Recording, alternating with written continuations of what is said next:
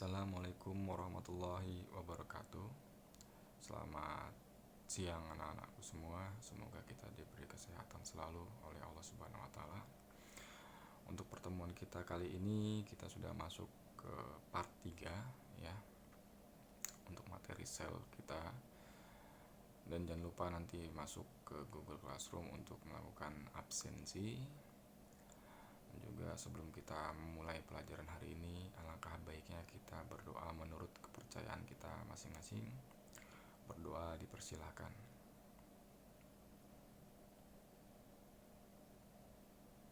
Berdoa selesai. Oke, kita masuk ke materi selanjutnya di part 3 ini.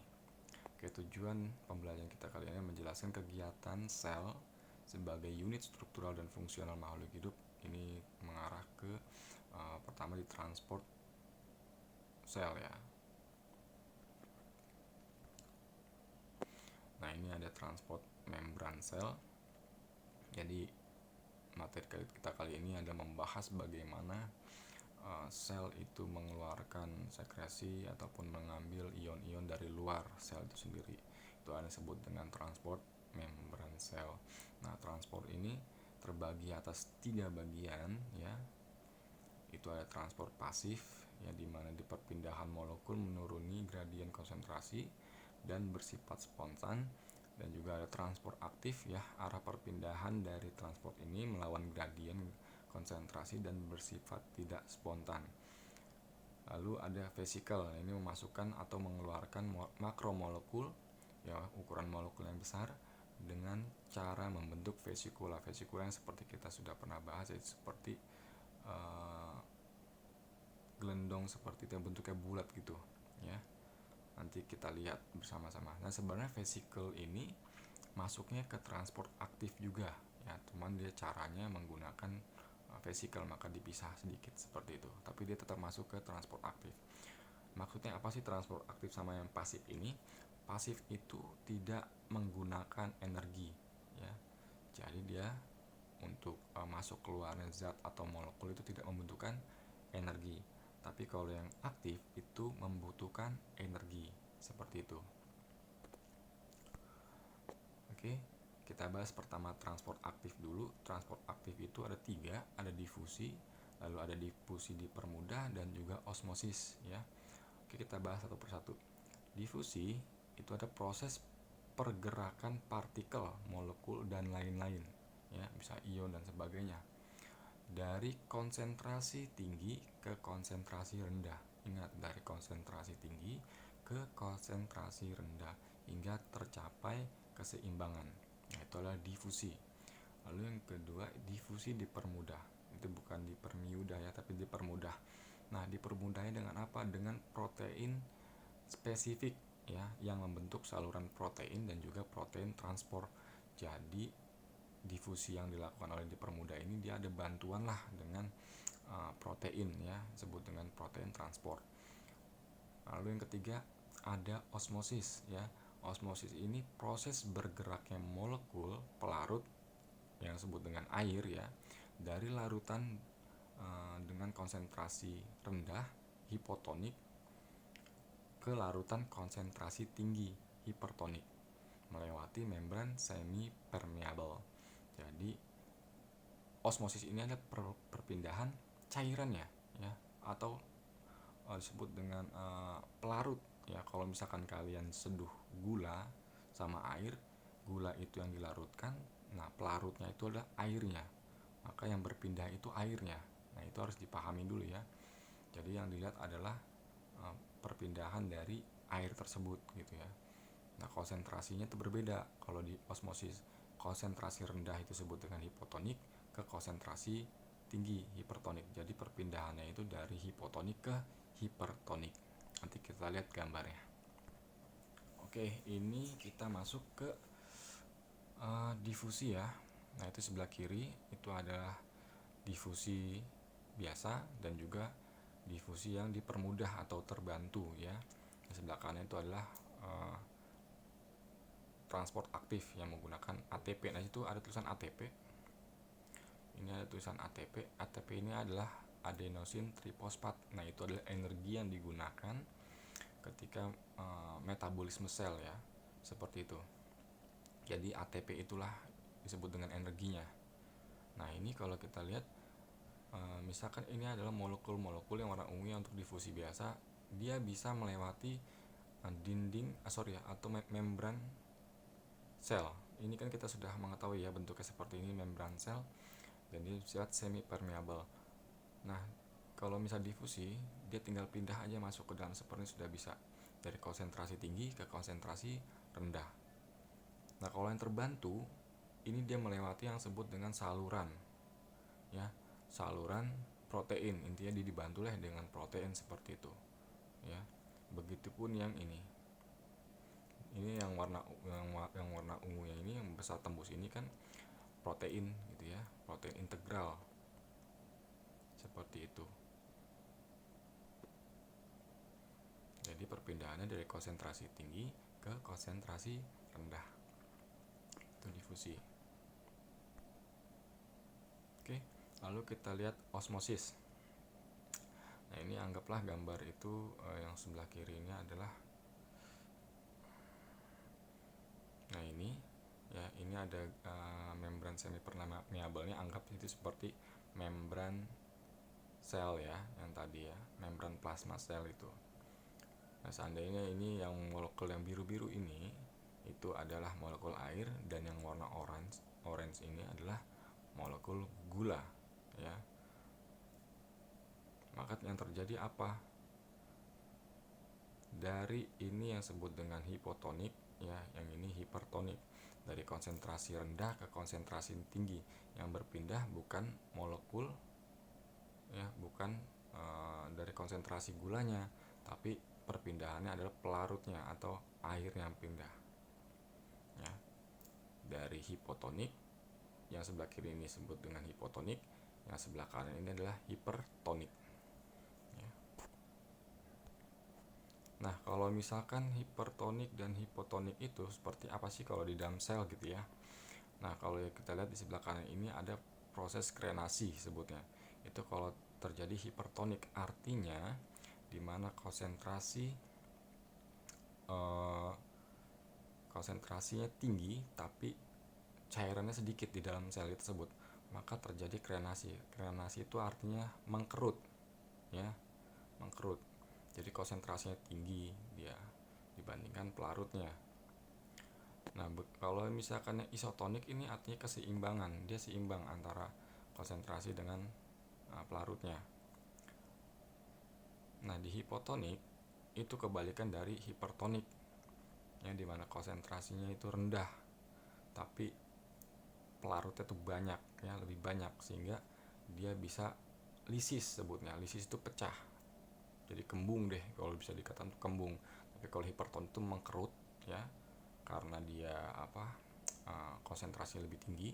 Nah kalau hipertonik itu konsentrasinya rendah gitu ya, maka terjadi perbedaan bentuk seperti itu. Hipertonik yang mengkerut, hipertonik yang mengkerut, hipotoniknya yang lisis atau pecah seperti itu. Itu yang disebut dengan osmosis. Oke, kita masuk ke transport aktif ya. Itu ada 3 transport aktif. Kalau tadi sudah pasif ya, ada difusi dipermudah ya atau terbantu, lalu ada osmosis. Nah ini ada yang aktifnya sekarang. Yang aktif itu ada pompa ion ya, di mana transport ion melalui membran dengan cara melakukan pertukaran ion dari dalam dengan ion dari luar. Jadi ini adalah pertukaran ion di dalam sel dengan di luar sel. Dia tukeran ya. Nanti kita lihat gambarnya. Lalu yang kedua ada kontransport. Ya, ini kontransport ini aktif dari zat tertentu yang dapat menginisiasi transport zat terlarut lainnya. Lalu yang ketiga ini ada eksositosis dan endositosis ya. Istilah ini, ekso itu artinya keluar, ekso itu keluar, sitosis itu ya keluar dari sel gitu ya, dan endo itu masuk ke sel. Jadi transport partikel dan molekul melalui pelipatan membran plasma atau vesikula ya. Nah ini untuk endositosis itu bisa dikatakan ada 3 bagian di dalamnya ya, termasuk endositosis karena dia membentuk vesikula ya, karena dia bentuk vesikula seperti gelembung gitu ya. Nah, itu ada fagositosis ya, ada pinositosis, dan juga ada endositosis dengan reseptor ya, atau yang penerima rangsangan. Nah, kita lihat gambarnya. Oke, ini untuk gambar pompa ion. Di sini ada gambar yang warna oranye ini adalah natrium ya. Jadi ini di dalam sel, yang bagian ini dalam sel, yang ini di luar sel. Ingat, perhatikan dalam dan luarnya. Oke. Jadi dia natriumnya ini akan dibawa keluar ya menggunakan ATP, energi yang saya katakan tadi yang berupa adenosin trifosfat. Ketika dia natrium ini keluar, sudah sampai keluar, maka tertukar dengan kalium. Nah, ini kaliumnya masuk ke dalam. Seperti itu ya. Nah, itu pertukaran ion disebut dengan pompa ion. Natriumnya keluar, kalium masuk dengan bantuan ATP ya. Kenapa ATP ini digunakan ketika si natrium ini untuk membuka bagian atas ya, bagian atas dari protein ini ya. Ketika dia sudah menggunakan energi, maka yang bagian atas ini akan kebuka seperti itu.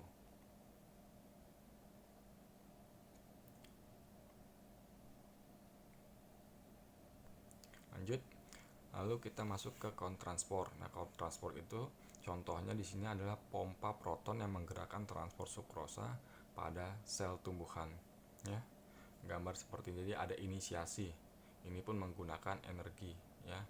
Ini digunakan pompa proton, maka dia keluar tapi dia masuk lagi ke dalam ya untuk memasukkan apa? Sukrosa.